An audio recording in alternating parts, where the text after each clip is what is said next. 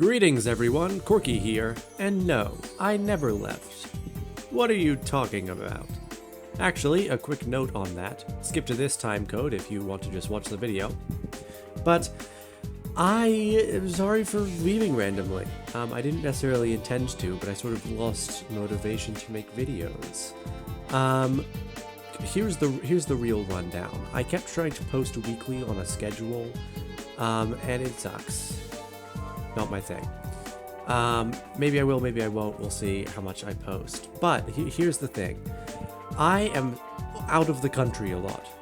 Without giving you much into my personal life, I'm out of the country a lot, and only when I'm here in the US can I record videos. What I was doing previously was I was like stockpiling recordings to edit them and release them even when I was out of the country, which is not fun because it means I just have to spend all of my time like stress recording and then like editing videos, which is not the funnest.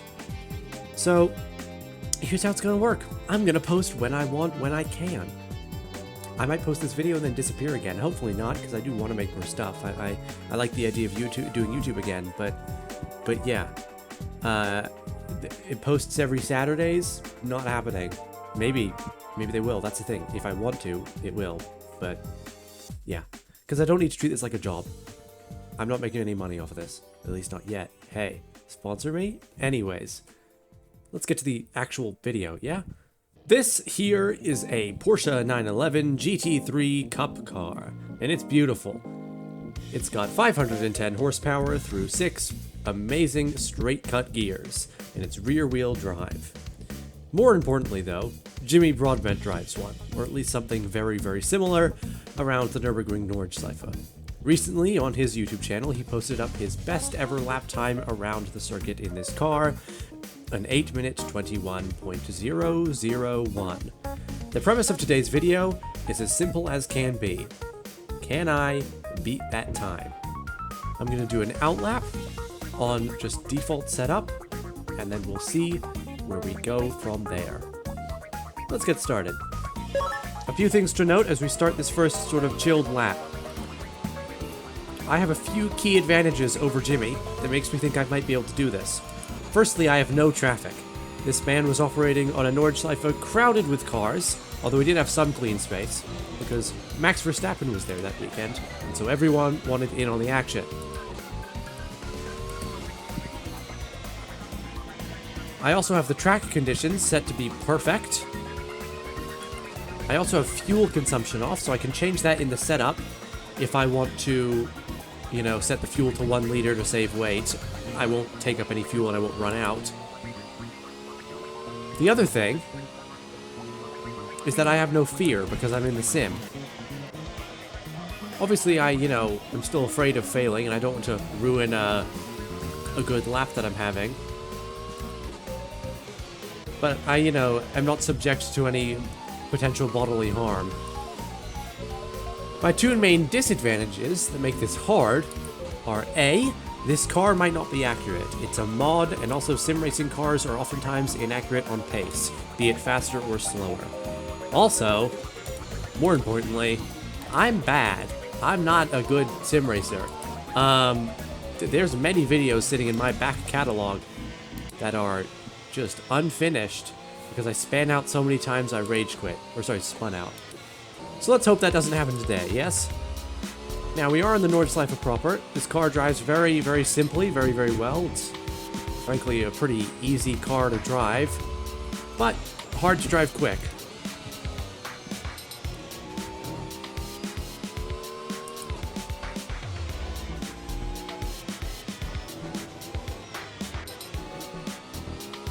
Wonderful run through all of there.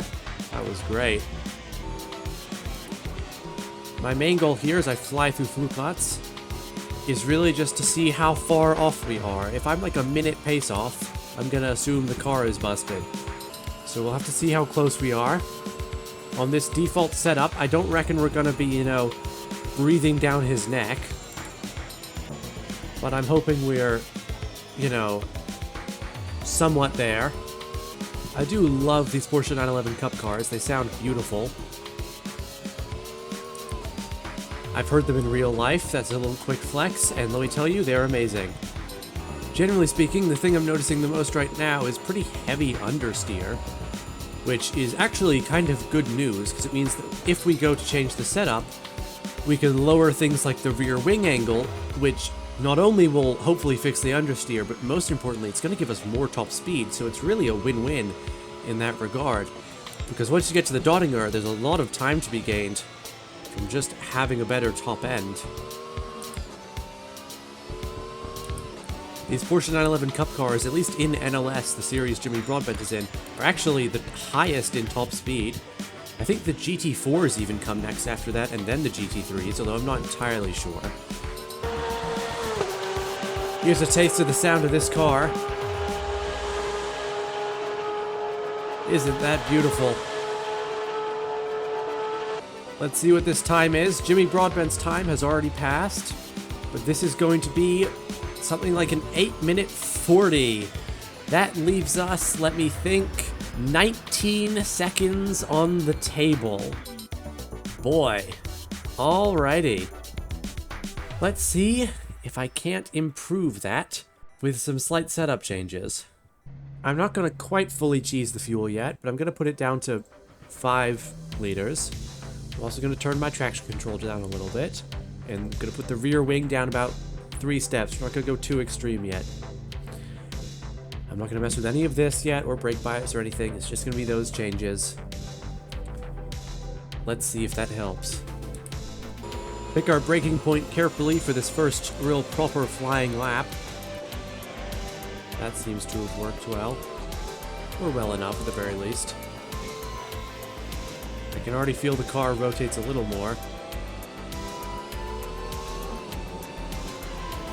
We're going to try and keep this lap fully within the lines, because otherwise you don't get a delta. I say fully within the lines, that was a little bit out, but the track limits of that corner are lenient. I'm worried as ever about the chicane. Let's brake there. Gently tilted in. I am getting some lag spikes whenever I lose traction, which is very strange. I've been noticing this for a while with my Assetto Corsa, actually. If anyone knows how to fix that, do tell. Whenever the car's rear end kicks out, I get a big spike. Probably the worst time to get a lag spike, if I'm honest. Let's see how this fares through Flugplatz. Last time I went through there, it was very understeery, and I sort of almost went wide. It's a bad place to do it. Yeah, it turns in a lot easier now. Schradenkreuz now. One of my favorite corners on the Nordschleife, because it's just the best if you nail it. Well, that was kind of close. But those 2 corners are just the most amazing thing ever. That heavy braking zone right out of that fast follow-through. It's beautiful. This is always a scary one, but we survived somehow.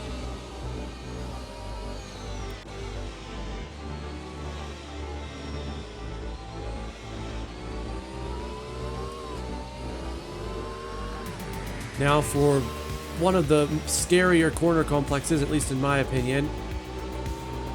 Frankly, I just hate it so much. It went okay, though, I suppose. I'm terribly curious to see just how much time we've shaved off, because we're purple through every sector. I'm gonna be honest, it's mostly thanks to the lack of fuel in the car. We took 25 liters out of the thing, so obviously we're going to be a bit quicker everywhere. That is one thing about sim racing that's always been a little tough, is you kind of have to be your own pit engineer. You have to fully understand setup, which is not a bad thing to understand. I think it'd be useful even if you were doing real-life racing. But I struggle to grasp a lot of the stuff with like toe and camber and anti-roll bars and such. This is the worst part for me of the Nordschleife. It's just so scary to try and keep it pinned. And normally hitting a curb there is instant death, although somehow we did survive. A quick note as I drive down here about Jimmy Broadbent himself, because I just want to say, shout-outs. Guy's awesome. A wonderful, positive voice in the sim racing community. I think it's amazing what he's done for charity, and his openness about mental health struggle. I think it's amazing. That being said, we are 10 seconds off of his time, so curse you, Jimmy, for being that fast. We're well past Jimmy's time. Where do we stand? Ooh, it's looking rough. It's an 8-minute 35. I think it's time we made some more setup changes because we are 14 seconds off. I'm putting the rear wing down to 1. And I'm putting traction control down to 1. And ABS down a little. And I'm going to put liters of fuel also to 1. I am pretty certain there's a good chunk of seconds to be taken out of that lap. Whether or not it's, 15 seconds worth, I'm unsure. Currently, the first sector is gray, which is maybe not a great sign. And neither is spinning. Alright then. This car is looser. I'd say that much. Let's have another go at that. And the stutters and lag spikes are not doing me any favors.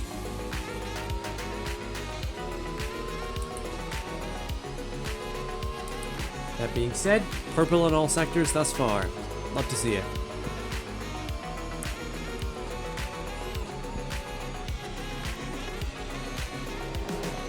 Oh, Jesus. I felt the car get out from underneath me, and then it was gone. Ah, that one was a rough one.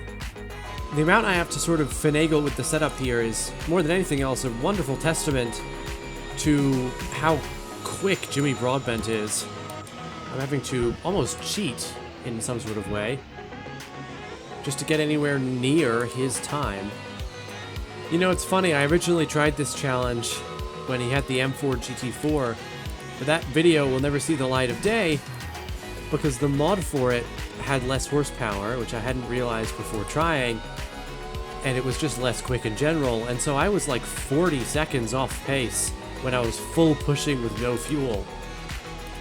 Which, here's the thing, I'm not a particularly great sim racer, but even that is too much for just a skill gap. I love that corner so much, just the slight lift you do, it just goes perfectly. That part is very scary though, because you're kind of turning while braking. And when you're doing that at high speeds, the car reacts very shakily. This whole section is actually terrifying. We did just invalidate our lap, but I'm going to be 100% honest. If the lap is invalid, but we still get the target time, I don't care. The lap's not going to be valid though, and we're not going to get the target time. If that happens, damn, can I just get past flu plots, please? At this point, the car is officially difficult to drive. It's much more twitchy, especially in that kind of high-medium speed stuff at the start of the lap. It just gets super shifty underneath you. Ooh, scary through the chicane, but we made it. Wow. I'm not sure that's going to be the fastest way to go through there, but hey. I can't believe we survived, to be honest. This is a lot rougher to drive with the setup changes, but I can tell it is quicker. Again, purple through all sectors, so I suppose I've just got to put up with that. Gonna try and break in a straight line through flu plots, still having a moment there. Wow. But we do manage to keep it on the road. Time for Schradenkreuz. I imagine it's going to be a similar feeling. Yes, it is. Oh, there it goes. Can we keep it out of the wall? Yes, we can. Hello, corner marshals. Oh, jeez. I'm going to put the rear wing up one more step. We just don't have enough downforce, and it's just impossible to drive through high speed. This is probably the best compromise on the rear wing we've had so far. We are still purple everywhere, and I think we're still having a gain on top speed. And we're fine through Schradenkreuz as well, bar, of course, the downshift that I did accidentally. I also did take it a little easier through Schradenkreuz. I probably could have broken less if I was feeling more brave. But, don't want to spin again, do I? This is such a terrible section as well of the Nordschleife. Oh, it wants to spin really badly, but we somehow keep it out of there. Oh, the wheel is going all sorts of directions. My heart rate goes up so fast. Jesus. That is a purple sector 1, though, as expected. Hello, Rebel Tree. Looking rather bare today, aren't we? It's only fit to say hello to Rebel Tree if I'm making a video about Jimmy Broadbent. Bravery corner now. Let's not die through here. There we go. No spin. Love to see it.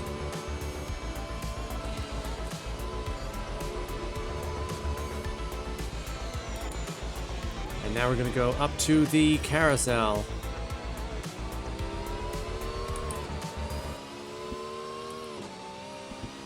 I've learned to take this in second gear. I originally tried it with third, I think.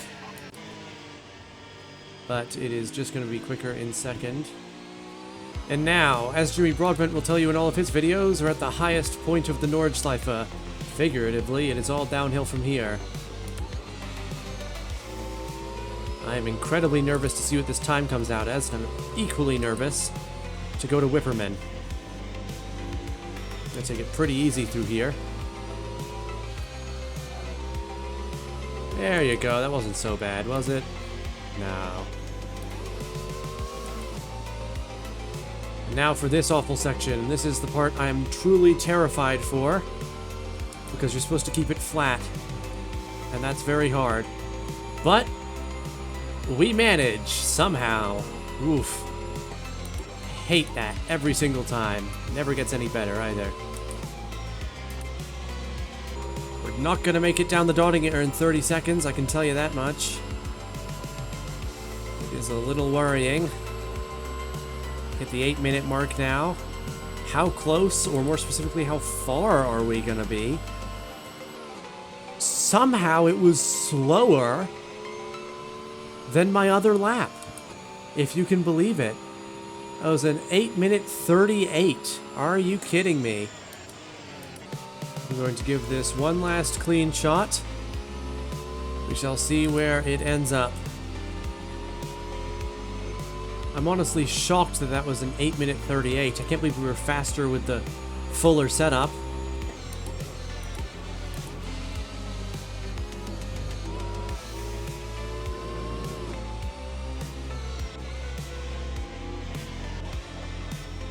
I think the sectors might be from our default setup lap or something, or one of the really slow ones.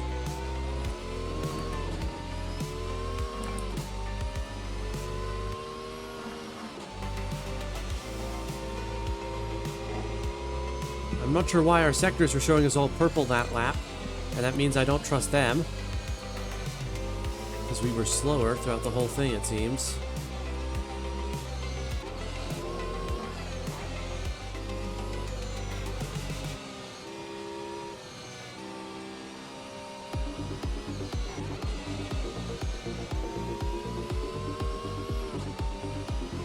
Time for Whipperman. Please don't spin here. That's all I ask of myself, is just don't chuck it into the wall.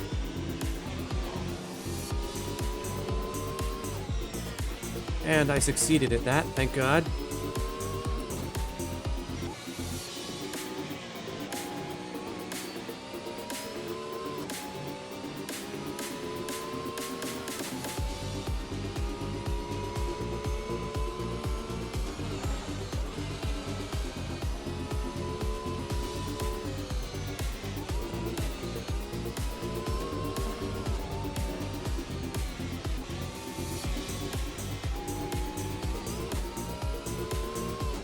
Let's see where this puts us. I just want it to be an improvement over the 8:35. I don't even care if it's not the right time. But please, please, please. There goes the target time. Where are we, though? Where are we? Ah, an 8-minute 30. That gives us, what, 9 seconds to shave off? Oof. I'll tell you what, folks, maybe I'll revisit this one. But I think I'm done sim racing for the night. I am dead tired. So I'll see you all next time. Let me know if you want to see me revisit this, but for now, 9 seconds off is as best as we're gonna get. See you all next time. Corky out.